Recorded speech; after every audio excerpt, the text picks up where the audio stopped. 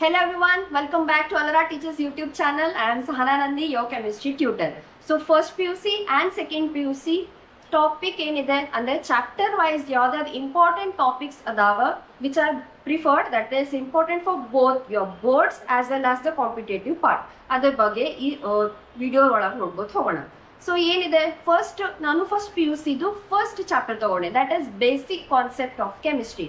ಈ ಚಾಪ್ಟರ್ ಒಳಗೆ ಬರೋ ಎಲ್ಲಾ ಇಂಪಾರ್ಟೆಂಟ್ ಪಾರ್ಟ್ಸ್ ಏನದಾವ ನಿಮಗೆ ಬೋರ್ಡ್ಸಿಗೂ ಹೆಲ್ಪ್ ಆಗಲಿ, ಆಮೇಲೆ ನಿಮ್ಗೆ CET ಅಥವಾ ನೀಟ್ ಆರ್ JEE ಇದಕ್ಕೂ ಹೆಲ್ಪ್ ಆಗುವಂಗ ಇದನ್ನ ಸ್ಟಾರ್ಟ್ ಮಾಡೋಣ. ಸೊ ಫಸ್ಟ್ ಟಾಪಿಕ್ ತಗೊಂಡೇನಿ, let's begin with the video here. So basic concepts of chemistry ಈ ಟಾಪಿಕ್ ನೀವು ಫಸ್ಟ್ ಅರ್ಥ ಮಾಡ್ಕೊಳ್ಳೇಬೇಕು, ಯಾಕಂದ್ರೆ very important, very basic and very very necessary to solve any kind of problem related to both the systems. Okay, so basic concept of chemistry ಒಳಗ first usually 4 parts ದಾಗ ನಿಮ್ಗೆ types of questions ಕೇಳ್ತಾರ. ಒಂದು mole concept ಮೇಲೆ question ಕೇಳ್ತಾರ, ಒಂದು empirical formula find out ಮಾಡ್ರಿ, ಇಲ್ಲ ಮಾಲಿಕ್ಯುಲರ್ ಫಾರ್ಮುಲಾ ಫೈಂಡ್ ಔಟ್ ಮಾಡ್ರಿ ಅಂತ ಕೇಳ್ತಾರ. ಲಾಸ್ಟ್ ಪಾರ್ಟ್ ಲಿಮಿಟಿಂಗ್ ರಿಯೇಜೆಂಟ್ ಬಗ್ಗೆ ಕೇಳ್ತಾರ. ಸೊ ಇವು 4 ಪಾರ್ಟ್ಸ್ ಒಳಗೆ ನಿಮ್ಗೆ almost questions every year appear ಆಗೇ ಆಗ್ತಾವ. ಸೊ ಫಸ್ಟ್ ಹೋಗೋಣ ಮೋಲ್ ಕಾನ್ಸೆಪ್ಟ್ ಇಂದ. ಓಕೆ, ಸೊ ಮೋಲ್ ಕಾನ್ಸೆಪ್ಟ್ ಏನಿದೆ? ಮೋಲ್ ಕಾನ್ಸೆಪ್ಟ್ ಕೇಳಿರ್ತೀರಾ, mole, number of moles, 1 mole, 2 mole, 3 mole ಈ ತರ ಕೇಳಿರ್ತೀವಿ. ಸೊ ಮೋಲ್ ಕಾನ್ಸೆಪ್ಟ್ ಏನು? ಯೂಶಲಿ ಹೆಂಗಿರ್ತದೆ ಮೋಲ್ ಕಾನ್ಸೆಪ್ಟ್ ಅಂತಂದ್ರೆ ನಾವು ಯಾವಾಗ್ಲೂ ಹೆಂಗ್ ಡಿನೋಟ್ ಮಾಡ್ತೀವಿ? 1 ಮೋಲ್ ಅಂತಂದ್ರೆ 1 ಅವೊಗಡ್ರೋ ನಂಬರ್ ಅಂತ ತಿಳ್ಕೊತೀವಿ. 1 ಅವೊಗಡ್ರೋ ನಂಬರ್ ಅಂದ್ರೆ ಏನು? 1 mole is equal to 1 Na ಅಂತ ಬರೀತೀವಿ. 1 ಅವೊಗಡ್ರೋ ನಂಬರ್ ಅಂದ್ರೆ ಎಷ್ಟು? 6.02 into 10 to the power 23 molecules ಅಂತ ಬರೀತೀವಿ. This is Avogadro's number. Avogadro ಯಾರು? ಕೆಮಿಸ್ಟ್ ಇದ್ರು, ಸೊ ಅವ್ರ ಹೆಸರು ಮೇಲೆ ಅವೊಗಡ್ರೋ ನಂಬರ್ ಅಂತ ಬಂದಿದೆ. ಓಕೆ, ಈಗ ಅವೊಗಡ್ರೋ ನಂಬರ್, ಮೋಲ್, ಅದು ಮಾಲಿಕ್ಯೂಲ್ಸ್, ಇದು ಅದು ಎಲ್ಲ ಕನ್ಫ್ಯೂಷನ್. ಹೆಂಗ್ ನಾವು ಅದನ್ನ ಗೊತ್ತು ಮಾಡ್ಕೋಬೇಕು?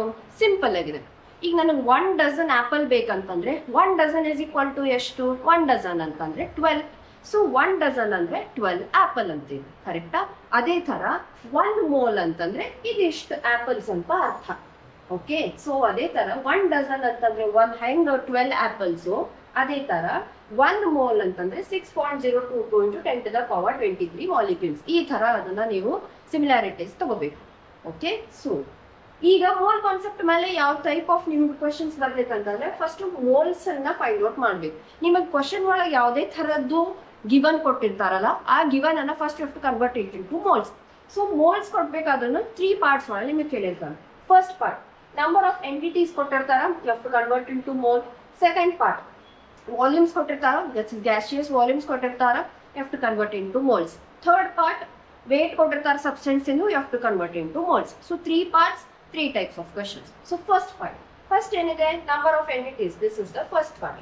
ನಂಬರ್ ಆಫ್ ಎಂಟಿಟೀಸ್ ಕೊಟ್ಟಿರ್ತಾರ ಅಂದ್ರೆ ನಂಬರ್ ಆಫ್ ಸಬ್ಸ್ಟೆನ್ಸ್ ಎಷ್ಟದ, ನಂಬರ್ ಆಫ್ ಮಾಲಿಕ್ಯೂಲ್ಸ್ ಎಷ್ಟದಾವ ಅಂತ ಮೆನ್ಷನ್ ಮಾಡಿರ್ತಾರೆ. ಸೊ ಮೋಲ್ಸ್ ಗೆ ನೀವು ಕನ್ವರ್ಟ್ ಮಾಡ್ಬೇಕಂತಂದ್ರೆ mole is equal to number of entities divided by this is what is Avogadro's number. ಅದನ್ನ ಡಿವೈಡ್ ಮಾಡ್ಬೇಕು. When you divide both you will get moles. Okay, if you need moles kotirtara, if you need number of entities, then what you will do? Then you will simply multiply moles into Avogadro's number. So simple divide or multiply rule. So yadadru one type of formula ನೆನಪಿಡ್ರಿ, so that confusion ನಿಮಗೆ create ಆಗಂಗಿಲ್ಲ. Okay, this is first part. ನಂತರ number of entities ಕೊಟ್ರು, divide by Avogadro's number, you will get number of moles. Okay, now next second part ಏನಿದೆ? Second part ನಿಮಗೆ gaseous volume ಕೊಟ್ಟಿರ್ತಾರೆ. So volume gases STP ಅಂದ್ರೆ standard temperature pressure. So STP ಒಳಗೆ ಕೊಟ್ಟಿರ್ತಾರೆ volume ಅನ್ನ, you have to convert it into moles. How to convert? You have to just divide it by 22.4 litres. ಇದು standard value ಅದ 22.4 litres ಅಂತ ಹೇಳಿ you have to divide them. You will get simple mole. Number of moles ಎಷ್ಟದ?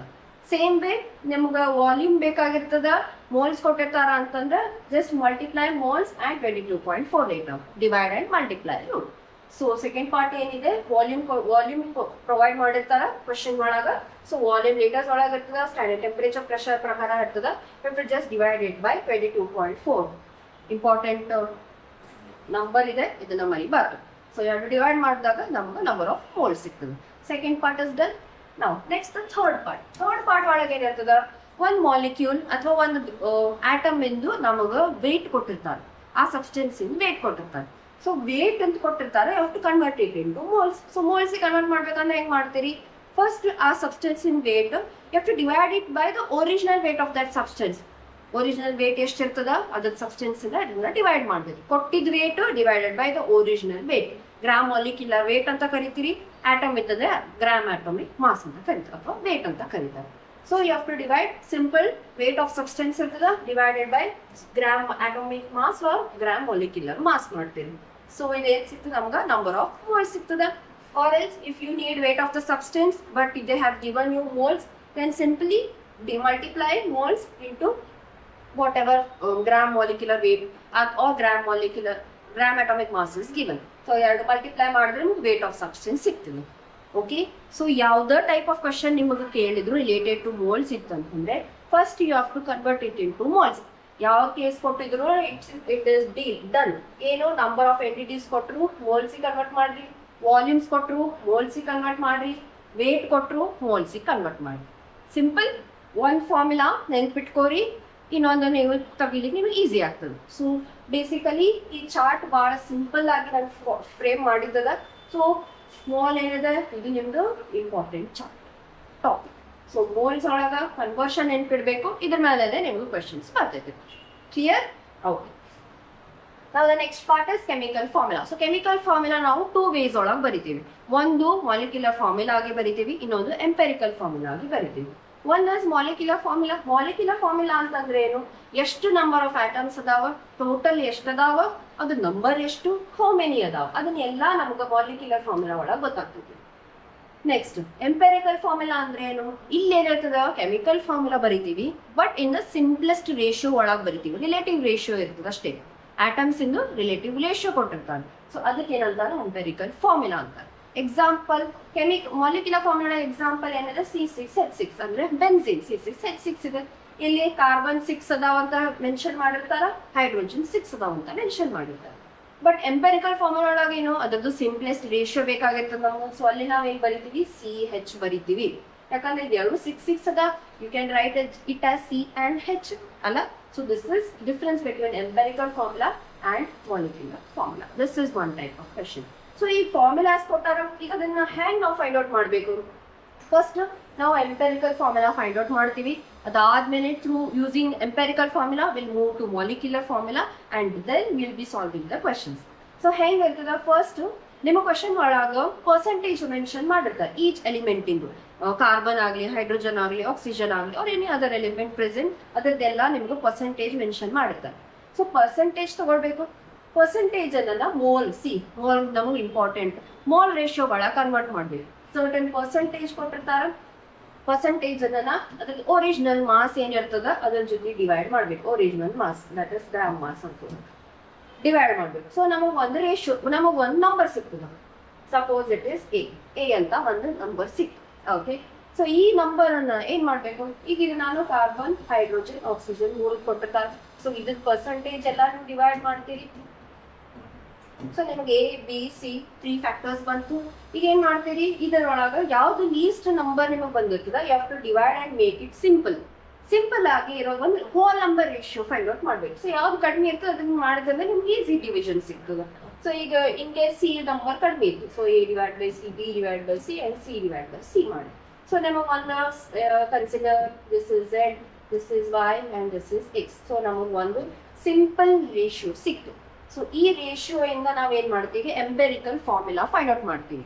So ಈಗ ಏನಾಯ್ತು, ಈ Z, Y, X ಅಂತ 3 types of ನಮಗ simple number ಸಿಕ್ತು. ಅದ್ರ ಪ್ರಕಾರ CHO ಏನೇನ್ ಬಂದಿರ್ತದೆ ಅದನ್ನು ಬರಿಬೇಕು. This is how you determine empirical formula.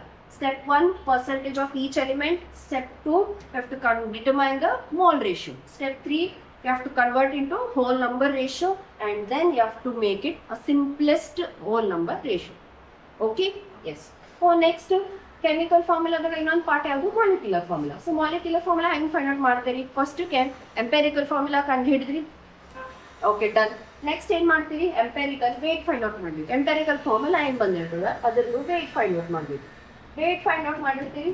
ಈಗ X ವೇಟ್ ಗ್ರಾಮ್ಸ್ ಅಂತ ಬಂತು.